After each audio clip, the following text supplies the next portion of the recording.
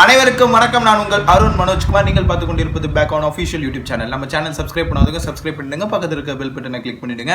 இன்னைக்கு நான் கொண்டு வந்திருக்க டாபிக் என்னன்னு பார்த்தீங்க அப்படின்னா 2024 நடந்து முடிஞ்ச T20 வேர்ல்ட் கப் பற்றின ஒரு சிறப்பு தொகுப்பு. அதில் நம்ம இந்தியா ஜெயிச்சிச்சுல, அப்புறம் இந்தியா ஜெயிச்சதுக்கப்புறம் கூட நிறைய விஷயங்கள் வந்து கொஞ்சம் நெகிழ்வான சம்பவங்களும் நடந்துச்சு, கொஞ்சம் அதிர்ச்சியான சம்பவங்கள் நடந்துச்சு. அதை பற்றி அப்படியே கொஞ்சம் கொஞ்சமாக நம்ம வந்து சொல்லுவோம்.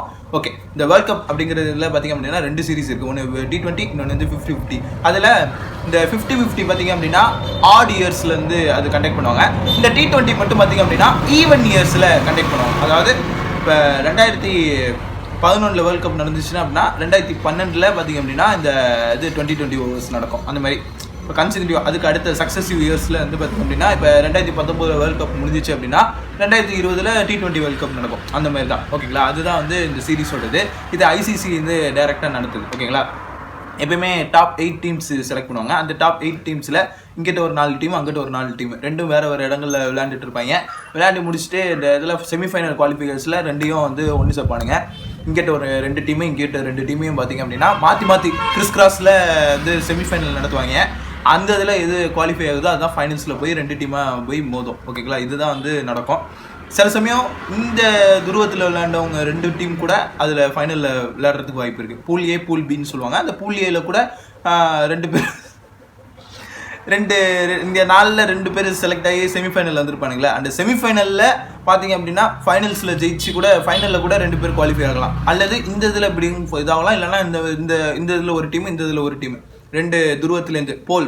ஓகேவா, அந்த வார்த்தை வந்து அவனுங்க தான் பயன்படுத்துவானுங்க. நான் 2 போல்னு சொல்லிக்கிறேன், டீசெண்டாக இருக்கும். ஓகேங்களா, நம்ம பசங்களுக்கு புரியும். ஓகே ரைட், இது இப்படி தான் நடக்கும். இதுலேயே எனக்கு வந்து உடன்பாடெலாம் இல்லை. விளையாண்டா எல்லா டீமோடையும் விளையாண்டு ஃபைனல் அடிக்கணும். இது என்ன இங்கிட்ட ஒரு நாள் அங்கிட்ட ஒரு நாள் அப்படின்னு சொல்லி எனக்குலாம் ஆரம்பத்துலேருந்தே அந்த வேர்ல்ட் கப் மேலே பெருசாக உடன்பாடு இல்லை. ஆனால் 50 ஓவரில் மட்டும் எனக்கு கொஞ்சம் இன்ட்ரெஸ்ட் இருக்கும். காரணம் என்ன, இந்தியா வர்சஸ் பாகிஸ்தான் மேட்ச் அது பார்ப்பேன். அதுக்காகவே நான் வந்து பார்ப்பேன். அப்புறம் இந்தியா வர்சஸ் ஸ்ரீலங்கா, இந்த 2 மேட்ச் மட்டும் தான் கொஞ்சம் விருப்பத்தோடு பார்ப்பேன். அப்புறம் வெஸ்ட் இண்டீஸும் இந்தியாவும் சேர்ந்து விளையாண்டா அப்படி இருக்கும்னு சும்மா ஒரு கற்பனைக்கு விளையாடுவேன், பார்ப்பேன். அப்புறம் வந்து ஆஸ்திரேலியாக்காரன் மேட்ச் பார்ப்பேன். ஓகே, இந்த வருஷம் நடந்த சில ரெஸ்ட் ஆஃப் ஹிஸ்ட்ரின்னு சொல்லி சில விஷயங்கள் நடக்கும்ல, அதை பற்றி சொல்கிறேன். ஆப்கானிஸ்தான் வந்து முறையாக வந்து பார்த்திங்க அப்படின்னா ஃபைனல்ஸில், அதாவது செமிஃபைனல்ஸில் செலக்ட் ஆகிருந்துச்சு. அது பயங்கரமாக. அது யாரை ஜெயிச்சிட்டு அப்படின்னு பார்த்திங்க அப்படின்னா ஆஸ்திரேலியா. கங்காரு அடித்து நவுத்தி விட்டானுவோம். அது வரைக்கும் கங்காருவோட கோட்டடான் இருக்கும் வேர்ல்ட் கப்னாலே. அதை அப்படியே தகுதிபடியாக்குனானுங்க. வேறு லெவலில் இருந்துச்சு. எனக்கு அது ரொம்ப பிடிச்சிருந்தது. அதுக்கப்புறம் பார்த்திங்க அப்படின்னா வேறு சவுத் ஆஃப்ரிக்கா, இந்தியா. ஓகேங்களா, இந்தியா வந்து சம ஃபார்ம். எந்த மேட்ச்லேயும் அவங்க தோக்கவே இல்லை. புதுசாக வந்து USA வந்து இறங்குனுச்சு. அவங்களும் நல்ல ஃபார்மில் விளையாண்டாங்க. நான் ஆரம்பத்தில் என்னடா இது இந்தியா சம ஃபார்மில் இருக்குது அப்படின்னா, இவனுங்க அப்படி தான் எல்லா மேட்ச்லையும் ஜெயிச்சுட்டு முக்கியமான மேட்ச்சில் கோட்டை விட்டுருவானுங்க அப்படிங்கிற காண்டில் தான் நான் அந்த மேட்ச் எல்லாம் பார்க்குறதே நிறுத்தினேன். நான் Disney+ Hotstarரை சப்ஸ்கிரைப் பண்ணி வச்சுருந்தேன். நினச்சி தான் உட்காந்து பார்த்துருந்துருக்கலாம். நம்மளை நல்லா வந்து எக்ஸ்பெக்டேஷன் ஹைப்பை ஏற்றி விட்டு கடைசியில் ஏமாற்றிடுவானுங்க. இது வந்து கடந்த ஒரு 3 வேர்ல்ட் கப் மேட்ச்சில் இதான் நடந்துச்சு. 6 வேர்ல்ட் கப் மேட்ச் நடந்திருக்கு. 2013, அதுக்கடுத்து 2011 நம்ம லாஸ்ட்டாக தோனியோட தலைமையில் ஜெயித்தோம். கரெக்டாக. அடுத்து என்ன நடந்தது, 2015, 2019, 2023. இது 50 ஓவர். அதுக்கு அடுத்து அங்கே T20ல எதுலேயுமே நம்ம ஜெயிக்கல. கிட்டத்தட்ட ஒரு 2007க்கு அப்புறம் 14 வருஷம் கழிச்சு நம்ம T20 வேர்ல்ட் கப் ஜெயிச்சிருக்கோம். ஓகேங்களா, கொஞ்சம் சந்தோஷமாகவும் இருந்தாலும் அங்கங்கே கொஞ்சம் வருத்தமும் இருந்துச்சு. தோனி இல்லாத கேப்டன்சி அது பரவாயில்ல. ஆனால் ரோஹித் சர்மா அது அழகாக கொண்டுட்டு போயிட்டப்பல. அதோட ரொம்ப முக்கியமாக ஹர்திக் பாண்டியாவுடைய ஆளுமை தான் அந்த இடத்துல இருந்துச்சு. பெஸ்ட் ஆல்ரவுண்டராக இருந்தார். ஓகே, அதுக்கப்புறம் வேறு விக்கெட் டேக்கிங்லாம் வேறு லெவலில் இருந்துச்சு. விக்கெட் கீப்பிங்கு அதெல்லாம் வேறு லெவலில் இருந்துச்சு. கோலி ஃபார்ம் அவுட்டில் இருந்தாப்புல. எனக்கு அது ஏன்டா எனக்கெல்லாம் வந்து அவர் மேலெல்லாம் உடன்பாடு இல்லை. அவர் வந்து ஒரு பிளேயராக இருக்கிறது கூட லாயக்கு இல்லாத ஒருத்தர். ஓகேங்களா, அவருக்காக விளையாடுவார், நாட்டுக்காக விளையாடணும், டீமுக்காக விளையாடணுங்கிற ஸ்பிரிட்லாம் அவர்கிட்ட இருக்காது. சும்மா ஸ்லெஜிங் பண்ணிவிட்டு காண்டு ஏற்றிட்டு இருப்பார். அதனால் அவரெல்லாம் தட்டி கடிக்கணும். குரூப்பில் டூப் இப்போ வந்து ரிட்டையர் ஆக போகிறாராம். கோடி கும்பிடு, இந்தியா வந்து வல்லரசு ஆகிடும். ஓகேவா, சரி ரைட்டு.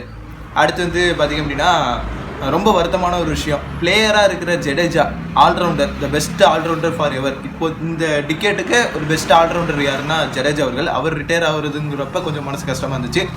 ஹிட்மேன் ரோஹித் சர்மா அவர் வந்து பார்த்திங்க அப்படின்னா இனிமேல் அந்த கடப்பாறை அப்படிங்கிற இது வந்து இந்தியாவுக்குள்ளே வராது அப்படிங்கிற ஒரு மாதிரி வருத்தமாக தான் இருக்குது. கடப்பாறை டீம் பல்தான்ஸ் என்று கூறுவார்கள். கொஞ்சம் மனசு கஷ்டமாக தான் இருக்குது. ரோஹித் சர்மாவும் பார்த்திங்க அப்படின்னா ரிட்டையர் ஆக போகிறாரு. அதுக்கப்புறம் இந்த யங் எழுச்சி நாயகனா பார்த்தீங்கன்னா சூரியகுமார் யாதவ். அவர் வந்து பார்த்தீங்கன்னா ஒரு சமமான சம்பவம் பண்ணியிருக்காப்புல. வேர்ல்ட் கப் வாங்கிட்டு அந்த வேர்ல்ட் கப்பை வந்து அவரோட மனைவியோட ஷேர் பண்ணது, அந்த புகைப்படங்கள்லாம் பார்த்திங்க அப்படின்னா பயங்கரமாக வைரல் ஆகிட்டு இருந்துச்சு. அதுக்கப்புறம் ராகுல் டிராவிட் அவரும் பார்த்திங்க அப்படின்னா கோச்சாக இருக்கார். அவர் வந்து பார்த்திங்க அப்படின்னா அதுலேயும் ரிட்டையர் ஆக போகிறாராம். இப்போ வீட்டில் வந்து சும்மா உட்காந்துருப்பாப்புல. ஆனால் கோடி கோடியாக சம்பாரிச்சு வச்சுருப்பானுங்க. கிரிக்கெட்டருக்குலாம் அப்படிதான் பிசிசிஐ வந்து அப்படியே வாழ்வாதாரத்தை அப்படியே அள்ளி கொடுக்கும்ல பிசிசிஐ. அதுவும் தனியார் நிறுவனம் தான்.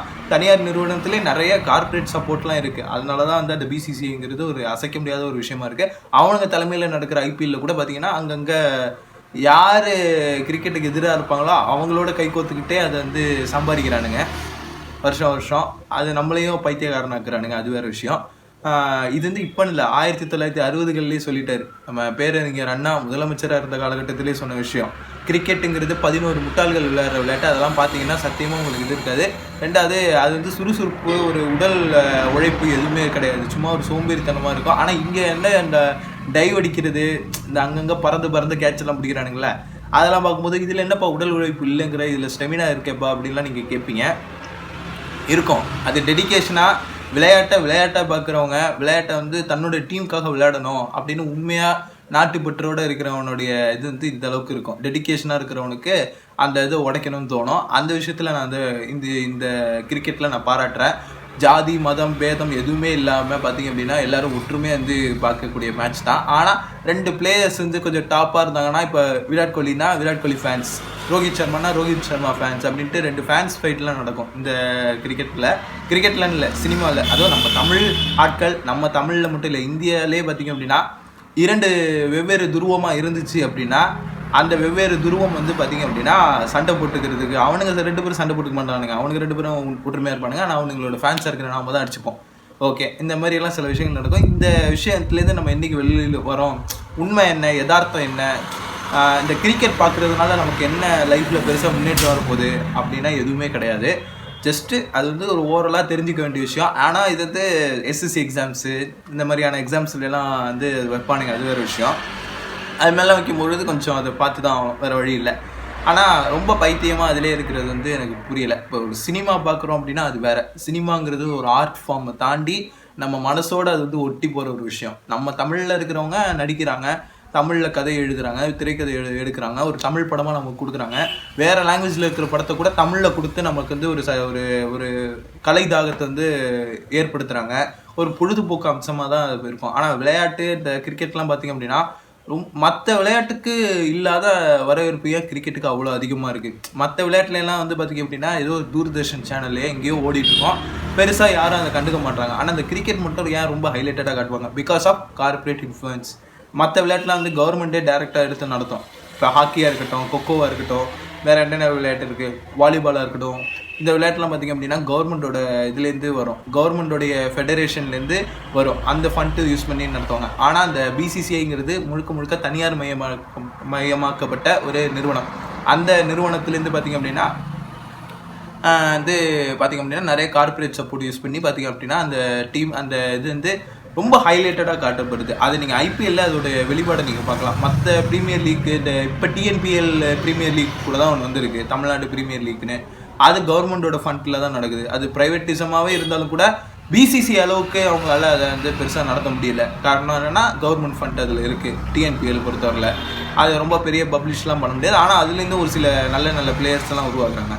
அதுவும் கொஞ்சம் சந்தோஷமாக தான் இருக்குது. ஆனால் இந்த கிரிக்கெட்டை அவ்வளோவெல்லாம் ரொம்ப ப்ரமோட்லாம் பண்ணணுங்கிற அளவுக்கு அந்தளவுக்கு பெரிய இது கிடையாது. இந்த இந்தியாவுக்கு ரெப்ரசன்ட் பண்ணுறோன்னு சொல்லி பேட்ரியாட்டிசம் கருவியின் அடிப்படையில் தான் இந்த கிரிக்கெட்டை வந்து இங்கே எல்லோரும் கொண்டாடிட்டு இருக்காங்க. அது கிரிக்கெட்டில் விளையாடுற பிளேயர்ஸையும் ஒரு செலிப்ரிட்டியாக மாற்றி வச்சுருக்காங்க. மற்றபடி கிரிக்கெட்டுங்கிறது ஒரு கார்பேஜ் மாதிரி தான், ஓகேங்களா? கார்பேஜ் தான் ஓப்பனாக சொல்ல போனால். சைல்டுஹுட் டேஸில் பல பேரோட சைல்டுஹுட் டேஸில் பார்த்திங்க அப்படின்னா கிரிக்கெட்டுங்கிறது ரொம்ப முக்கியமாக பார்க்கப்படுது. ஆனால் இப்போ இருக்கிற டிக்கெட்டில் இருக்கிற பசங்க கிரிக்கெட்லாம் விளையாடுறத பார்த்தா, கிரிக்கெட் விளையாடாமல் இருக்கிறத பார்த்தா நாளடைவில் அதுவும் காணாமல் போயிடும்னு தோணுது. அண்ட் வந்து இப்போ T20 இருக்கிற இன்னும் சில விஷயங்கள்லாம் இருந்துச்சு. அதை பற்றி நான் ரொம்பலாம் கவர் பண்ணல. ஏன்னா இது வந்து அவ்வளோ முக்கியமான விஷயமா நான் பார்க்கல. ஏன்னா நாங்கள் பார்த்த மேட்சஸை கம்பேர் பண்ணும்போது இதெல்லாம் ஒன்றுமே இருக்காதுங்கிறது தான் எனக்கு தெரிஞ்ச விஷயம். டோனி அப்படின்னு ஒத்த மனுஷன், அந்த கேப்டன்சி, அந்த ஒரு விஷயத்துக்காகவே நாங்கள்லாம் கிரிக்கெட் பார்த்தோம். ஆனால் இப்போ அவர் இல்லைங்கிறப்ப எதுக்கு இந்த கிரிக்கெட்லாம் பார்த்துக்கிட்டு அப்படிங்கிற மாதிரி தான் எனக்கு தோணுச்சு. ஓகேங்களா. அது ஒரு எரா. ஓகேங்களா. அது வந்து தோனிங்கிறவர் வந்து ஒரு விடாப்புடியாக எனக்கு இந்த டீம் தான் வேணும்னு பிசிசிஐல சண்டை போட்டு டீமை செட் பண்ணி 3 ஐசிசி ட்ராஃபிஸை வின் பண்ணி கொடுத்துருக்காரு. ஐசிசி சாம்பியன்ஸ் ஒரு ட்ராஃபி, ஐசிசி T20 2007, அப்புறம் ஐசிசி 50 ஓவர் 2011. இந்த 3 ட்ராஃபியும் பார்த்தீங்க அப்படின்னா தோனி அவர்கள் வாங்கி கொடுத்துருக்காரு. அப்புறம் வந்து வேற யாருமே பார்த்தீங்க அப்படின்னா இந்த மாதிரி கப்ஸ் வாங்கி கொடுத்து அதாவது பெரிதளவில் வந்து கப்ஸ் வாங்கி கொடுக்கல. அந்த ஒரு விஷயம் இருக்குது. இந்தியன் கேப்டன்லேயே the best captain forever அப்படின்னா ஒன்று கபில் தேவ், இன்னொன்று வந்து தாதா கங்குலி, மூணாவதாக இருக்கிறது 3 இல்லை, இந்த 2 பேரையும் தூக்கி சாப்பிட்ட MS தோனி தான். எந்த அளவுக்கு அப்படின்னா சுனில் கவாஸ்கரே வந்து நேரடியாக போய் ஆட்டோகிராஃப் வாங்குறாரு. அந்த அளவுக்கு ஒரு பயங்கரமான பேட்ஸ்மேன், விக்கெட் கீப்பர், கேப்டன். அவரை பற்றி அடுத்த வீடியோவில் நான் பேசுகிறேன். ஓகேங்களா. அவரை பற்றி பேசணும்னா ஒரு வீடியோ பத்தாது, அவர் பிறந்த நாளுக்குள்ளே நான் வீடியோ ரெடி பண்ணிடுறேன். ஓகேங்களா. இந்த வீடியோ உங்களுக்கு ரொம்ப பிடிச்சிருந்துச்சு அப்படின்னா முடிஞ்ச அளவுக்கு உங்கள் ஃப்ரெண்ட்ஸ் அண்ட் ஃபேமிலிக்கு ஷேர் பண்ணுங்கள். நாளைக்கு சந்திப்போம். நன்றி, வணக்கம்.